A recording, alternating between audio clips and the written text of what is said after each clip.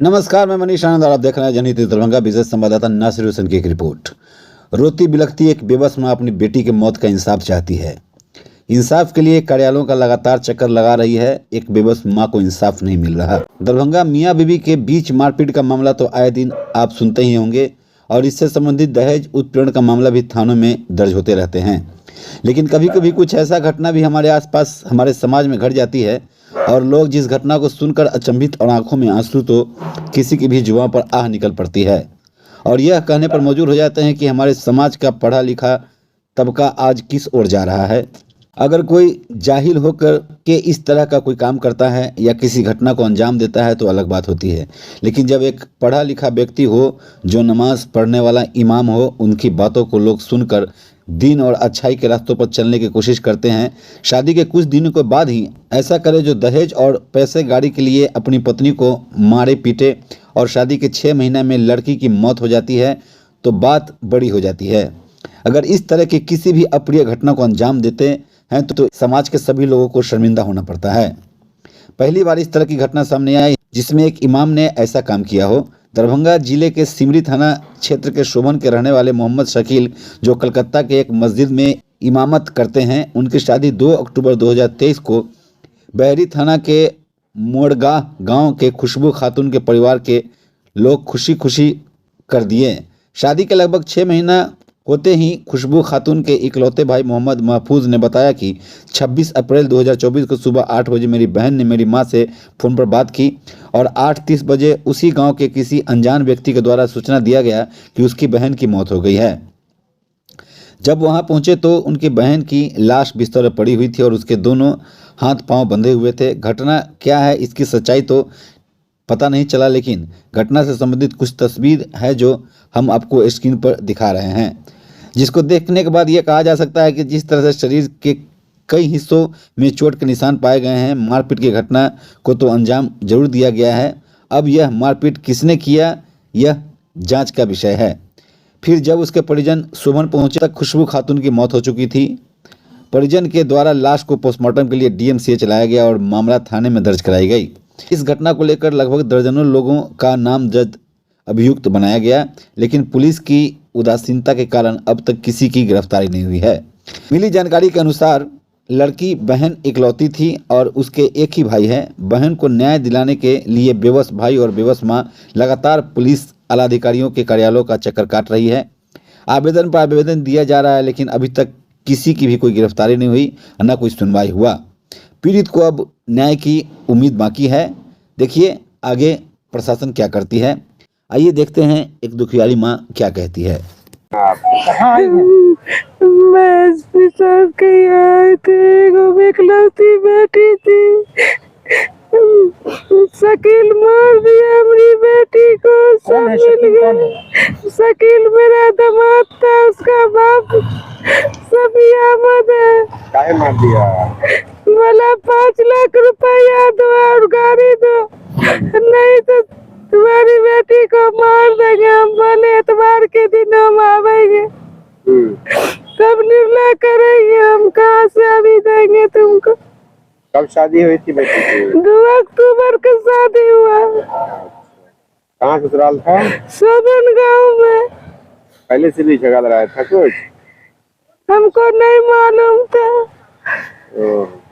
वो हमको फोन करके बोला ये बात। क्या करते थे आपके दामाद?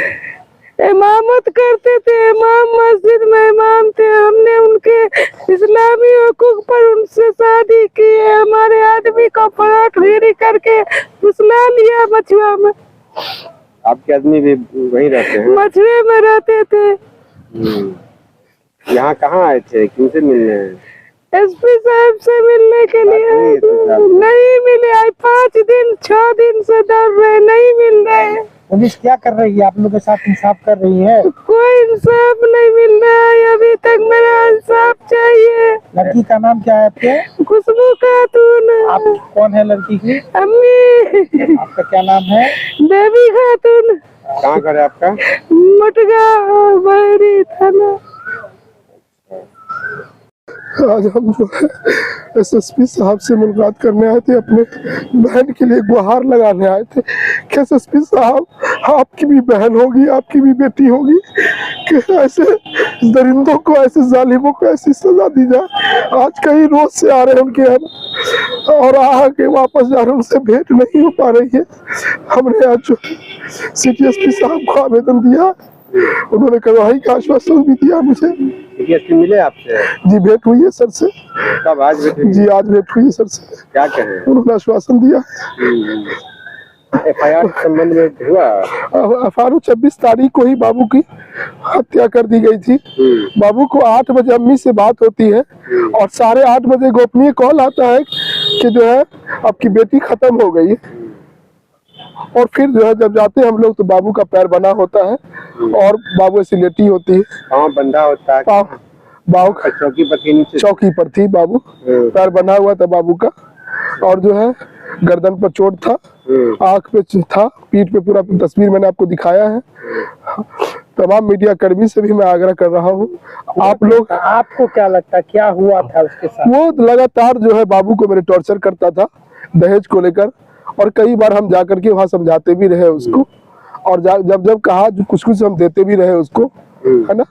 और इस आने वाला जो 26 तारीख, उससे अगला संडे जो आने वाला था संडे, उस संडे को हम लोग की बैठक पंचायत के तौर पर, पंचायती स्तर पर होने वाली थी। हमने कहा था कि इतवार को हम आ रहे हैं, बैठक उस दिन करेंगे और उसी दिन बात होगी, उस दिन हम समाज के बीच हम लोग डिसाइड करेंगे। उससे पहले ही मेरी बहन को मार दिया जाता है। बाबू के हाथ में सही आटा लगा हुआ था, बाबू का आँख पूरा काला बुझू था, चोट के निशाने थे। जी बिल्कुल। आपके जो बहनोई है उनका क्या नाम है? शकील नाम है उसका। वो इमामत करता था सियालदह में।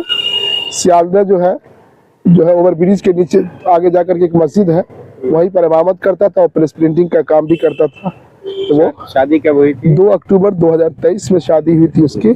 अभी 6 महीना भी बाबू को नहीं हुआ और ससुराल वालों ने सब मिल करके, अभी ईद के दिन, ईद में सब लोग घर पे आए हुए थे और सब लोगों ने मिल करके बाबू की हत्या कर दी। बाबू का शादी कहाँ हुआ था? शोभन गांव के अंदर, थाना सिमरी। अच्छा, उस हत्या में अपने प्राथमिक में किनका नाम दर्ज करवाया आपने? उनमें जो घर के जो फर्द थे, किनका नाम बताइए?